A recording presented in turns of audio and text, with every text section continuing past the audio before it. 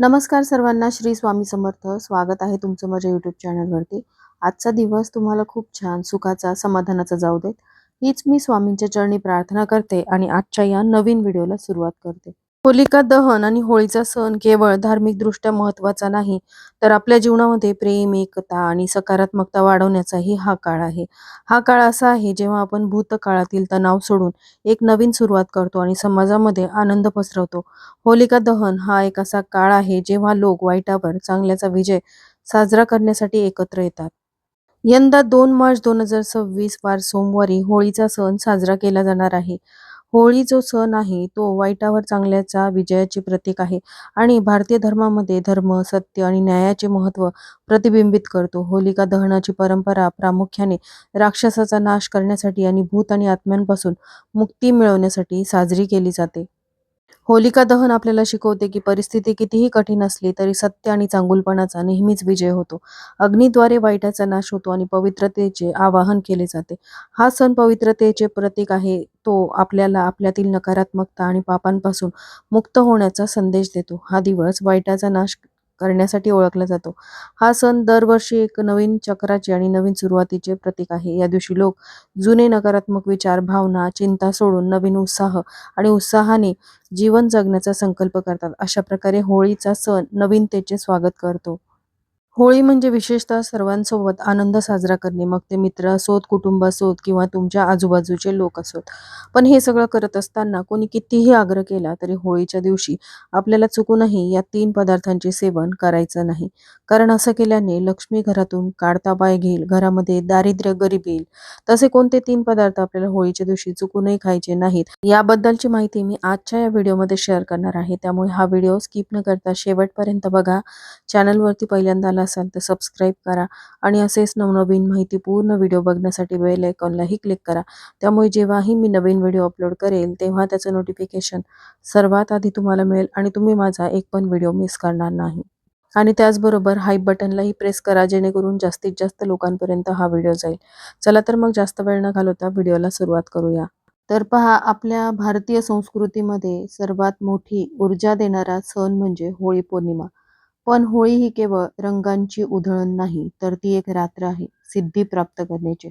आणि हीच रात्र आहे सर्व भयंकर नकारात्मक शक्तीच्या जागृत होण्याची. त्यामुळे या होळीच्या रात्री आपण ज्या काही गोष्टी करत असतो, आपल्याकडून कळत नकळत ज्या काही चुका होतात, त्याचा परिणाम आपल्या आयुष्यावरती खोलवर होत असतो. म्हणूनच होळीच्या दिवशी चुकूनही आपण ह्या ज्या काही गोष्टी आहेत त्या केल्या तर त्याचे परिणाम आपल्या 7 पिढ्यांना भोगावे लागतात. आणि हे आपल्या शास्त्रात आणि आपल्या सर्वांच्या अनुभवातून सिद्ध देखील झालेले आहे. हे कटू असलं तरी सत्य आहे. त्यामुळे अशा काही 3 गोष्टी आहेत. त्याचबरोबर हे जे 3 पदार्थ आहेत, जे आपल्याला होळीच्या दिवशी चुकूनही खायचे नाहीत आणि या काही चुका ज्या आहेत त्या आपल्याला अजिबात करायच्या नाहीत. पहा, होळीची जी रात्र असते ती महारात्री मानली जाते. तंत्रमंत्र करण्यासाठी ही सर्वात मोठी संधी असते. तुम्ही कधी विचार केला आहे का, होळीच्या दुसऱ्या दिवशी अचानक कोणाचं तरी आरोग्य बिघडतं, घरामध्ये विनाकारण भांडण, तंटे सुरू होतात किंवा चालू असलेला व्यवसाय, नोकरीच्या ठिकाणी आपल्याला त्रास होतो, व्यवसाय असेल तर तो अचानक ठप्प होतो. यामागे असतं ते म्हणजे अजाणतेपणाने केलेली चूक आणि आपण आनंदाच्या भरात अशा काही गोष्टी असतो त्या इतरांना सांगतो. त्यामुळे आपण स्वतःवरून संकटांना आमंत्रण देत असतो. कारण बघा, भक्त प्रल्हादाची कथा आपण ऐकली असेलच. भक्त प्रल्हादाला होलाष्टक म्हणजे होळीच्या 8 दिवस आधी अतिशय यातना दिल्या होत्या. त्यामुळे त्यांना खूप त्रास झाला होता. म्हणून असं म्हणतात की होळाष्टक म्हणजेच होळीच्या 8 दिवस आधीपासूनच लहान मुलांना तसंच घरातील मोठ्या मंडळींना त्रास होऊ शकतो. कारण भरपूर प्रमाणामध्ये नकारात्मक शक्तीचा प्रभाव हा वाढलेला असतो. त्यामुळे सतत भगवान श्री हरी विष्णूंचं नामस्मरण करणं, वाईट गोष्टींपासून स्वतःला दूर ठेवणं हे खूप जास्त महत्त्वाचं असतं. त्याचबरोबर काही गोष्टी ज्या आहेत त्या आपल्याला कोणी कितीही आग्रह केला तरी खायच्या नसतात. होळीच्या दिवशी आपण अर्थातच होळीचं पूजन करतो, वाईट गोष्टींचा त्याग करतो आणि काही वस्तू ज्या आहेत त्या होळीमध्ये आपण जाळत असतो. त्याचबरोबर आपण पुरणाच्या पोळीचा नैवेद्य देखील होळीला अर्पण करत असतो. पण हे सगळं करत असताना तुम्ही होळीची पूजा करत असताना या दिवशी केस मोकळं सोडणं किंवा या दिवशी अत्तर, परफ्यूम वापरणं, तर ही गोष्ट जी आहे ती आपल्याला टाळायची आहे. होळीच्या रात्री स्त्रियांनी आपले केस कधीही मोकळे सोडायचे नाहीत असं शास्त्रात म्हटलं आहे. मोकळे केस हे नकारात्मक ऊर्जेला लवकर शोषून घेतात. तसंच या रात्री तीव्र वासाचे अत्तर किंवा सेंट लावून घराबाहेर पडणे म्हणजे मृत्यूला किंवा संकटांना मिठी मारण्यासारखे आहे. होळीच्या अग्नीतून सुटणाऱ्या लहरी आणि वातावरणात फिरणाऱ्या अतृप्त शक्ती या तीव्र सुवासाकडे आकर्षित होतात. त्यामुळे तुमच्या मानसिक स्थितीवरती परिणाम होऊ शकतो आणि घरामध्ये अकारण क्लेश वाढू शकतात.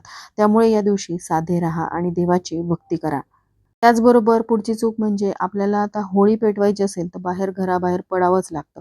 पण घराबाहेर जात असताना चौरस्त्यावर जाणे किंवा पडलेल्या वस्तूला शिवणे. रस्त्यामध्ये काहीतरी वस्तू पडलेल्या असतात, लहान मुलं असतात किंवा तरुण मुलं असतात. ते अचानकपणे त्या वस्तूंना शिवतात. तर कोणत्याही चौकोनातून तुम्हाला जायचं असेल तर तिथे अशा काही वस्तू पडलेल्या असतील, लिंबू मिरची असेल किंवा अबीर गुलाल पडलेला असेल, त्यांना चुकूनही पाय लागू देऊ नका किंवा ओलांडू नका. हा केवळ योगायोग नसतो, तो उतरवलेली पीडा असते. जर तुमचा पाय त्याला लागला तर दुसऱ्याची इडापीडा तुमच्या अंगात येते आणि मग डॉक्टरकडे जाऊनही त्याचा काहीही उपयोग होत नाही.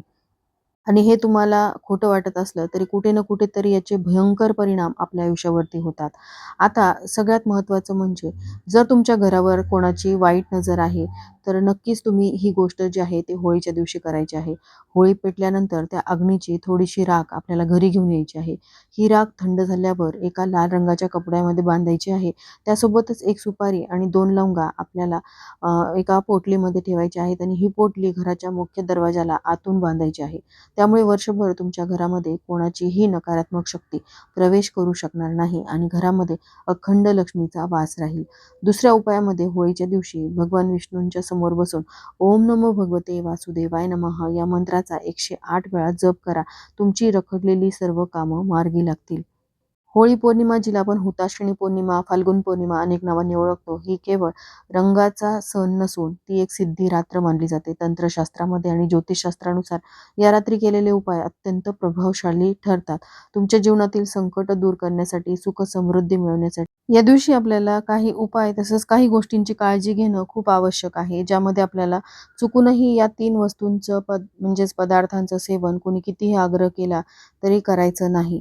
त्यातली सगळ्यात पहिली वस्तू म्हणजे या दिवशी आपल्याला पांढऱ्या रंगाची मिठाई, तसंच पांढऱ्या रंगाचं दूध म्हणजेच बासुंदी असेल किंवा पनीर असेल, तर ते आपल्याला होळीच्या दिवशी जर कोणी खायला दिलं, तर ते चुकूनही खायचं नाही. म्हणजेच ज्या काही पांढऱ्या रंगाच्या वस्तू आहेत, ज्या काही पांढऱ्या रंगाचे पदार्थ आहेत, ते तुम्हाला या दिवशी चुकूनही खायचे नाही. जर तुम्हाला स्वतःच्या घरातल्या वस्तू खायच्या असतील, तर तुम्ही खाऊ शकता. कारण या दिवशी आपण पुरणाची पोळी वगैरे करतो. पण स्वतःच्या घराव्यतिरिक्त तुम्ही बाहेरच्या व्यक्तीकडून चुकूनही या वस्तू ज्या आहेत त्या खायच्या नाहीत.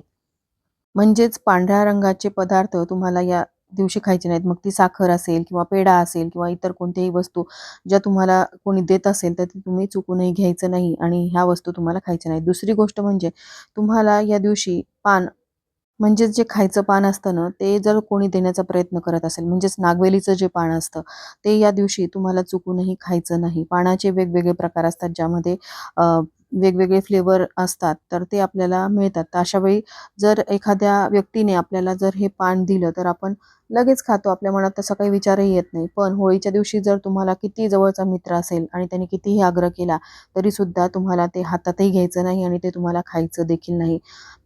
त्यापुढची वस्तू म्हणजे बघा, होळी पौर्णिमेच्या दिवशी लक्ष्मी प्राप्तीसाठी अनेक वस्तूंचा वापर केला जातो, ज्यामध्ये लवंग असेल, विलायची असेल. पण या वस्तूंचा वापर काही वाईट तंत्र मंत्रासाठी देखील अनेक जण करत असतात. आपण आपल्या घराच्या सुखसमृद्धीसाठी जर लवंग, विलायचीचा वापर केला तर हरकत नाही. पण कोणाचं वाईट व्हावं या हेतूने कोणीही लवंग, विलायची आपल्याला देत असेल, तर आपल्याला ती चुकूनही घ्यायची नाही. आणि जर कोणी तुम्हाला ती खायला दिली म्हणजे लवंग असेल किंवा विलायची असेल, तरीसुद्धा तुम्हाला ती खायची नाही. कारण लवंग ही सुद्धा वाईट म्हणजे तंत्रमंत्र क्रिया करण्यासाठी वापरली जाते. तसंच लक्ष्मीला आकर्षित करण्यासाठी, लक्ष्मीला प्रसन्न करून घेण्यासाठी सुद्धा लवंगाचा वापर केला जातो. आणि म्हणूनच जर किती जवळचा मित्र असेल, तर त्यांनी किंवा एखाद्या अनोळखी व्यक्तीने तुम्हाला लवंग, विलायची देण्याचा प्रयत्न केला, तर होळीच्या दिवशी आपल्याला चुकूनही कोणाकडूनही लवंग, विलायची घ्यायची नाही. त्यानंतर सगळ्यात महत्त्वाचं म्हणजे होळीच्या दिवशी आपण पुरणाचा नैवेद्य करतो. होळी रे होळी पुरणाची पोळी असं म्हणतात. म्हणूनच या दिवशी सात्विक आहारच घ्यायचा आहे, गोडाधोडाचा नैवेद्य बनवायचा आणि तो होळीला अर्पण करायचा आहे. पण यासोबतच जर तुम्ही घरामध्ये मांसाहार केला किंवा बाहेर जाऊन जर मांसाहार केला तर त्याचे उलट परिणाम तुमच्या आयुष्यावरती होतात. जर एखाद्या जवळच्या मित्राने तुम्हाला मांसाहार करण्यासाठी होळीच्या दिवशी किंवा एखाद्या मित्राने तुम्हाला जवळच्या नातेवाईकांनी घरी बोलवलं, तर तिथे चुकूनही जायचं नाही आणि त्याच्या घरी काय तुम्ही स्वतःच्या घरी देखील मांसाहार चुकून सुद्धा करायचा नाही. कारण होळीचा सण हा वाईटावर चांगल्याचा विजय म्हणून साजरा केला जातो. असत्यावर सत्याचा विजय म्हणून साजरा केला जातो. त्यामुळे कोणी जर आपलं वाईट करणार असेल, तर ते आपल्या लक्षात येत नाही आणि ती व्यक्ती किती जवळची असली तरी आपल्याला त्या व्यक्तीला टाळायचं आहे. आणि काही वस्तूंचं सेवन आपण तसंच आपल्या परिवारातील कोणत्याही व्यक्तीने करू नये, याची काळजी आपल्याला घ्यायची आहे. कारण 24 फेब्रुवारीपासून ते 2 मार्चपर्यंत होलाष्टक असणार आहे. या होलाष्टक काळामध्येच भक्त प्रल्हादांना असह्य वेदना दिल्या होत्या आणि त्यावेळेस त्यांनी नामजप केला होता भगवान श्री हरिविष्णूंचा. म्हणूनच नामस्मरण करायचं आहे आणि विशेष काळजी आपल्या मुलांची, आपल्या स्वतःची आपल्याला घ्यायची आहे. तर व्हिडिओमध्ये सांगितलेली माहिती ज्यामध्ये तुम्हाला हे जे काही पदार्थ आहेत ते होळीच्या दिवशी टाळायचे आहेत. कोणी कितीही आग्रह केला किंवा कोणी कितीही जवळची व्यक्ती असली तरी त्या व्यक्तीकडून तुम्हाला हे 3 पदार्थ चुकूनही खायचे नाहीत. तर अतिशय छोट्याशा माहितीसह आजचा हा व्हिडिओ मी इथेच एंड करते. व्हिडिओ आवडला असेल, थोडा जरी हेल्पफुल वाटला असेल तर व्हिडिओला लाईक, शेअर आणि सबस्क्राईब करायला विसरू नका. भेटूयात अशाच एका नवीन व्हिडिओसोबत. तोपर्यंत सर्वांना श्री स्वामी समर्थ.